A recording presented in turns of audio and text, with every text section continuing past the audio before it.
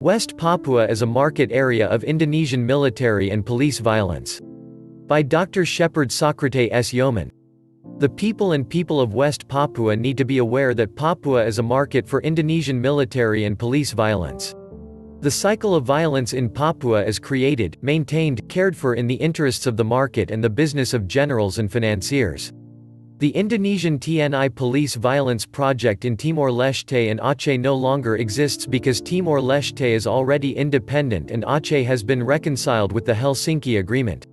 For example, the conflict in Duga, an area that is difficult for the media to monitor, is a market for criminal military and Indonesian military violence. President of the Republic of Indonesia, Ir. Joko Widodo has been ordered to withdraw troops from Duga in early 2019. But why did the TNI Polri not want to leave Duga? The regent and deputy regent of Duga community leaders and leaders of the church and all those who care about humanity and peace ask that TNI Polri troops be withdrawn from Duga. But why did the TNI Polri become deaf ears, paralyzed conscience and people with low morals and criminal behavior? Because the TNI Polri and investors have economic and business interests in West Papua. Big empty. The TNI Polri always said to guard the homeland. Actually, the TNI Polri guarded the business and economy as well as the shares of generals and businessmen who had money in West Papua. All Indonesians have been deceived by the authorities and generals for 58 years. The generals and businessmen launched and expanded their businesses and took refuge with the fixed-price NKRI jargon. TNI Polri also created the stigma, myth of OPM, separatist, Makar and the latest myth of the KKB. In fact, the TNI Polri is the armed criminal group.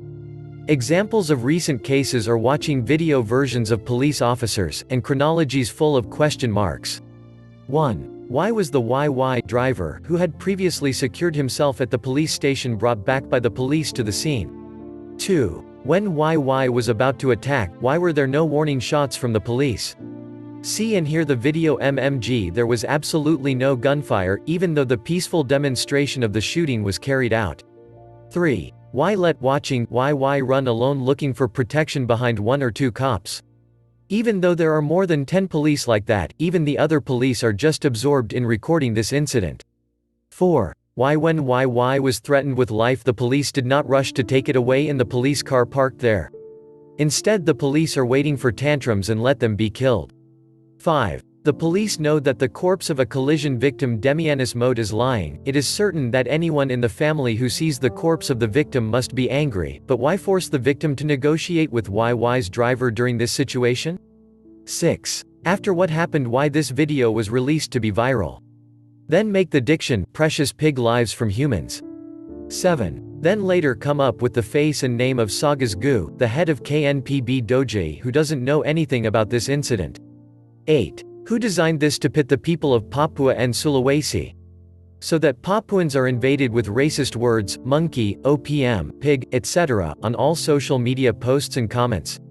9. Almost every day Papuans are killed, hit, poisoned, even in Dayai, not far from Doji. On February 24, 2020, a mother is killed by a driver and thrown in the middle of the road. My advice to all Indonesians, non-Papuans in West Papua and outside Papua, that Papua is an economic and business market for TNI Polri violence that always sacrifices Papuans, migrants and members of the TNI Polri low rank. Testimony of immigrant drivers. On December 26, 2019, my wife and I took a Christmas vacation to my hometown.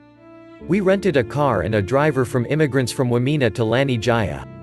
On the way, I asked the driver, "How long did you become a driver and take the car in the mountains?" He answered, "I have brought a car for 5 years.